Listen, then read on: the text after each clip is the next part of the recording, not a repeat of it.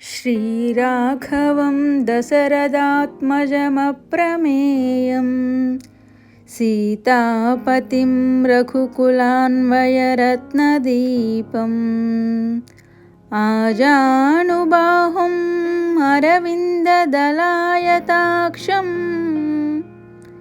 रामं निशाचर వినాశకరం నమామి. అందరికీ నమస్కారం అండి. వెల్కమ్ బ్యాక్ టు రోజస్ కాలం. త్వరలో శ్రీరామనవమి రాబోతుంది కదా. ఆ శ్రీరాముణ్ణి మనసులో తలుచుకుంటూ రామాయణాన్ని ఒక్కసారి గుర్తు చేసుకుందాం. ఈ వీడియోలో దాంతోపాటు 2 చిన్న ముగ్గులను కూడా వేస్తున్నానండి. చిన్న చిన్న వాకిలు ఉన్నవాళ్ళు ఈ ముగ్గుల్ని ఈజీగా వాళ్ళ ఇంటి ముందు అయితే వేసుకోవచ్చు. అండ్ ఎలా ఉన్నాయో కూడా కామెంట్ చేయడం మర్చిపోకండి. ఇంకా రామాయణంలోకి వెళ్ళిపోదామా? నిజంగా రామాయణం అనేది ఒక అద్భుతమైన మహాకావ్యం అండి. ఇంత అద్భుతమైన కావ్యాన్ని మనకు అందించింది వాల్మీకి మహర్షి గారు. ఆయనకి శతకోటి ధన్యవాదాలు తెలుపుకోవాలి మనందరం కూడా. రామాయణం అనేది అసలు జీవితంలో మనం ఎలా బతకాలి అనేదాన్ని బాగా మనకి వివరిస్తుందండి. ఈ రామాయణాన్ని మొత్తం 7 కాండాలుగా విభజించి రాశారండి. అందులో మొదటిది వచ్చేసి బాలకాండ, రెండవది అయోధ్యకాండ, మూడవది అరణ్యకాండ, నాలుగవది కిష్కింధకాండ, ఐదవది సుందరాకాండ, ఆరవది యుద్ధకాండ, 7వది ఉత్తరాకాండ. రామాయణం గురించి సింపుల్గా ఒక సెంటెన్స్లో చెప్పాలి అంటే కట్టే కొట్టే తెచ్చే అని ఒక సామెత ఉంది, మీకు గుర్తుండే ఉంటుంది కదండి. సేమ్ అదే అనమాట. సీతాదేవికి తాళి కట్టడం, రావణాసురుని కొట్టడం, మళ్ళీ సీతని తెచ్చుకోవడం, కట్టే కొట్టే తెచ్చే, ఇంత సింపుల్గా ఉంటుందన్నమాట. నిజంగా రామాయణం అంటే ఇంత సింపుల్గా ఉంటుందా అండి? లేదు, చాలా ఎక్కువగా ఉంటుందన్నమాట. అది ఎంత లోతుగా ఉంటుందంటే మన మహాసముద్రంలాగా. వింటున్న కొలది వింటూనే ఉండాలనిపిస్తుంది. నేర్చుకుంటున్న కొలది ఇంకా నేర్చుకోవడానికి ఏదో ఉండిపోయిందని ఫీలింగ్లోనే ఉంటామన్నమాట.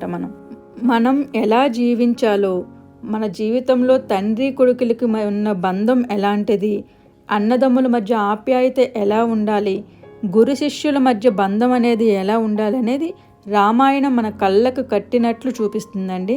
అంతేకాకుండా భార్యాభర్తల అనుబంధంలో గల తీయదనాన్ని రామాయణం మనకి చూపిస్తుంది. స్నేహబంధం యొక్క విలువను ఈ రామాయణం అనేది ఇంకొంచెం పెంచుతుంది. రాముడిలో ఉన్న గుణాలన్నీ కూడా మనకి రామాయణంలో కనిపిస్తాయి. అందుకనే స్వయంగా శ్రీరాముడే మానవ జన్మని ఎత్తి మరి ఆ గుణాలనన్నీ కూడా కలిగి ఉండి మనం కూడా ఆయనలానే ఉండాలి అని చెప్పి ఆయన భావిస్తూ ఉంటారనమాట. అయితే వాల్మీకి గారు రామాయణాన్ని వ్రాయడానికి ముందు చాలా స్టోరీ అనేది జరిగిందండి. అసలు రామాయణం రాయడానికి గల ఆయనకు వచ్చిన స్ఫూర్తి ఏంటి అనేది ముందుగా మనం చూద్దాం. వాల్మీకి గారు తన ముఖ్య శిష్యుడైన భరద్వాజుడితో అండ్ మిగతా శిష్యులతో కలిసి నదికి స్నానానికి వెళ్తారు. నది పేరు వచ్చేసి తమసా నది. ఆ నదికి స్నానానికి వెళ్తే స్నానం చేసి వచ్చి నదీ పరిసర ప్రాంతాలలో ఉన్న చుట్టూ అందాన్ని చూస్తూ ముందుకు నడుస్తూ ఉంటారనమాట. కొంత దూరంలో ఒక చెట్టు పైన క్రౌంచ పక్షుల జంట ప్రేమగా మాట్లాడుకుంటూ ఉంటాయి వాటి భాషలో. ఆ పక్షుల జంట దాంపత్యం, కల్లా కపటం లేని ఆ ప్రేమ చూడముచ్చటగా ఉంటుంది. అవి ఆనందంతో మధురంగా పాటలు పాడుకుంటుంటే ఆ సన్నివేశాన్ని చూసి వాల్మీకి గారు, భరద్వాజులు గారు అక్కడే నిల్చుండిపోతూ ఉంటారనమాట. అదే సమయంలో ఒక కిరాతకుడు క్రౌంచ పక్షుల జంటలో మగపక్షిని బాణంతో కొడతాడు. బాణం దెబ్బకు గిలగలా తన్నుకుని బాధతో ప్రాణం విడుస్తుంది మగపక్షి. తన కళ్ళ ఎదురుగా నేల కూలిన మగపక్షి యొక్క వియోగాన్ని తట్టుకోలేక ఆడపక్షి ఏడుస్తూ ఉంటుంది, కంటనీరు కారుస్తూ ఉంటుంది. ఆ దృశ్యాన్ని చూస్తూ ఆడపక్షి ఏడుపు విన్న వాల్మీకి గారి హృదయం అనేది కరిగిపోతుందండి. మహాత్ముల హృదయాలు ఇలాంటి సన్నివేశాలను తట్టుకోలేవు. దయాపూరితమైన అతని నోటి వెంట అనుకోకుండా ఒక శ్లోకం అనేది వెలువడడం జరుగుతుంది ఆ క్షణంలో. ఆ శ్లోకం ఏమిటంటే, మా నిషాద ప్రతిష్టాత్వం ఆగమః శాశ్వతీహ సమాహ యత్ క్రౌంచ మిథునేదకం అవధీహ కామమోహితం.